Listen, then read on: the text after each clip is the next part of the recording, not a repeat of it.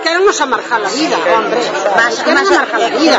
Queren amargar, é que xa temos. Xa temos amargada, claro. Que nos veñan de 4 pesetas que nos dan e nem temos que pagarles agora a eles su IVA, mas pagar a Hacienda, mas, hombre, por favor.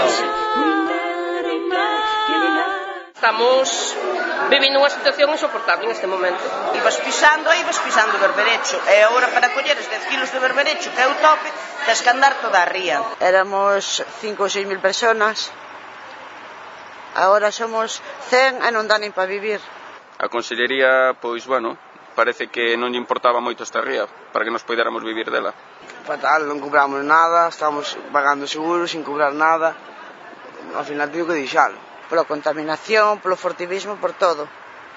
Pola deixadez da Consellería de Pesca, deixan todo como lles da gana. O problema mayoritario, o furtivismo que hai, que non o dan extinguido porque aquí ao non acudiren as autoridades, que son as que os furtivos lle fan algo de caso, a nos vigilamos, facemos os nosos vigilantes correspondientes, pero nos amenazan, nos insultan, que nada, que non hai nada que facer. Se as autoridades non veñen a apoiarnos, nos aquí non facemos nada. Fortivismo penso que procede a ver dos 4 concellos. Pois desde o Cambre a Oleiros e a Coruña tamén. Temos o problema dos vertidos, da contaminación, os vertidos que veñen á ría que contaminan, entonces, como as rías van por zonas A, B e C, nós temos a peor, que é a zona C, que non se pode comercializar o marisco.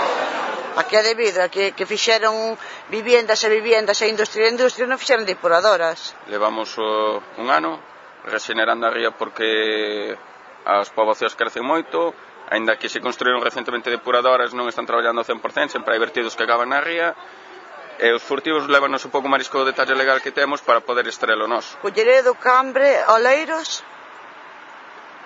bueno, a Coruña tamén, porque a Coruña contamina no porto e mete para dentro. Dos matadeiros, dos hospitales, das fábricas, da coipe. A nosa situación é que levamos un ano facendo servicios de vigilancia, regeneración e formación, para ver se en anos vindeiros podemos chegar a vivir como se vivía hai anos, que esta ría sempre deu moito marisco. A mí se Hacienda me empieza a cobrar un 16 daqui, un 2 dallá, a mí os 500 euros non me llegan ni para a papilla do niño. Non chega para recibo. O problema é que, bueno, tamén nos cambian a forma de declarar o IRPF.